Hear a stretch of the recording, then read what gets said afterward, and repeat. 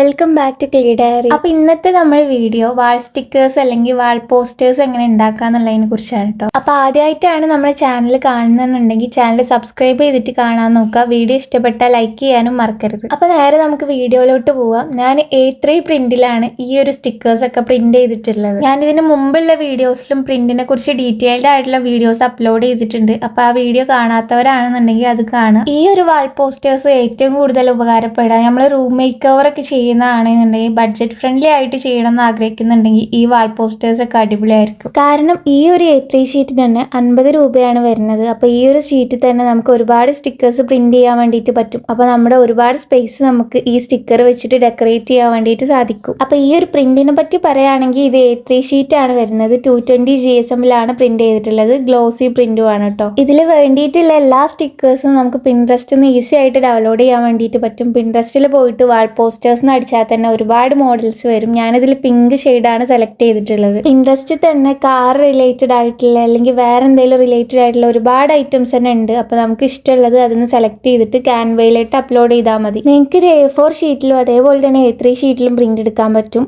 A4 ഷീറ്റിലാണെങ്കിൽ 9 എണ്ണവും A3 ഷീറ്റിലാണെങ്കിൽ 12 എണ്ണമായിരിക്കും correct കിട്ടുക കേട്ടോ. അപ്പോൾ ഇതെല്ലാം പ്രിന്റ് എടുത്ത് കഴിഞ്ഞിട്ട് നമുക്ക് ഇതൊക്കെ ഒന്ന് കട്ട് ചെയ്തെടുക്കാൻ വേണ്ടിയിട്ടുണ്ട്. ഞാൻ ആദ്യം വിചാരിച്ചത് വൈറ്റ് സ്പേസ് സൈഡിൽ വെച്ചിട്ട് ചെയ്യാമെന്നാണ്. പക്ഷെ എല്ലാത്തിനും വൈറ്റ് സ്പേസ് കറക്റ്റ് കിട്ടാത്തതുകൊണ്ട് തന്നെ ഞാൻ എല്ലാം ഒഴിവാക്കിയിട്ടാണ് ചെയ്തിട്ടുള്ളത്. അപ്പോൾ ഇതൊക്കെ കട്ട് ചെയ്ത് കഴിഞ്ഞിട്ടുള്ള ലുക്ക് ഇതാണ്. നല്ല അടിപൊളിയായിട്ട് വന്നിട്ടുണ്ട്. ഞാനിത് ഫോം ബോർഡിലാണ് വെച്ച് കാണിക്കുന്നത്. എൻ്റെ വീട്ടിലുള്ള വാള് പിങ്ക് കളർ ആയതുകൊണ്ട് തന്നെ അതിൽ വെച്ച് കഴിഞ്ഞാൽ കുറച്ചും കൂടെ ഭംഗി ഉണ്ടാവില്ല എന്ന് വിചാരിച്ചിട്ടാണ് ഞാൻ അങ്ങനെ ചെയ്യാത്തത്. അപ്പോൾ ഇതാണ് നമ്മുടെ ഫൈനൽ ലുക്ക് വന്നിട്ടുള്ളത്. അപ്പോൾ ഇഷ്ടപ്പെട്ടവർ ചെയ്തു നോക്കാൻ മറക്കരുത്. അതേപോലെ തന്നെ വീഡിയോനെ പറ്റിയുള്ള അഭിപ്രായം കമൻറ്റ് ചെയ്യാനും ചാനൽ സബ്സ്ക്രൈബ് ചെയ്യാനും മറക്കരുത്. അപ്പോൾ അടുത്തൊരു നല്ല വീഡിയോ ആയിട്ട് പിന്നീട് കാണാം. അപ്പോൾ ഓക്കെ, ബൈ.